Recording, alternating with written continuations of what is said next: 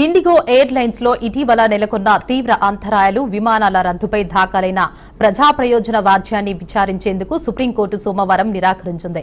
ఇక ఈ అంశంపై ఇప్పటికే ఢిల్లీ హైకోర్టులో విచారణ జరుగుతున్నందున అక్కడే తమ వాదనలు వినిపించాలని పిటిషనర్ కు స్పష్టం చేసింది. ప్రధాన న్యాయమూర్తి సూర్యకాంత్ నేతృత్వంలోని ధర్మాసనం ఈ పిల్ ను విచారించింది. ఇక న్యాయవాది నరేంద్ర మిశ్రా స్వయంగా ఈ పిల్ ను దాఖలు చేశారు. ఇదే అంశంపై ఢిల్లీ హైకోర్టులో విచారణ కొనసాగుతోందని directorate general of civil aviation కూడా ఓ కమిటీని ఏర్పాటు చేసిందని ధర్మాసనం దృష్టికి తెచ్చారు. ఇక దీనిపై స్పందించిన ధర్మాసనం ఒకే అంశంపై 2 చోట్ల సమాంతర విచారణలు అవసరం లేదని పేర్కొంది.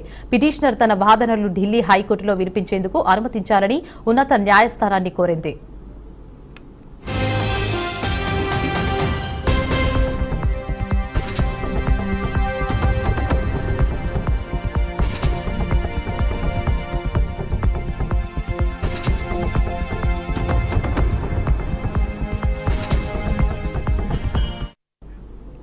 మరోవైపు ఈ అంశంపై విచారణ జరుపుతున్న ఢిల్లీ హైకోర్టు లక్షలాది మంది ప్రయాణికులను ఇబ్బందులకు గురిచేసేలా పరిస్థితిని ఎందుకు దిగజార్చారని కేంద్రాన్ని ప్రశ్నించింది. ఇక ఈ కేసు తదుపరి విచారణను జనవరి 22కి వాయిదా వేసింది. ఇదిలా ఉండగా తమ కార్యకలాపాలు క్రమంగా సాధారణ స్థితికి వస్తున్నాయని ఈ నెల 12న 2050 విమానాలు నడపగా కేవలం 2 మాత్రమే రద్దయ్యాయని ఇండిగో ప్రకటించింది.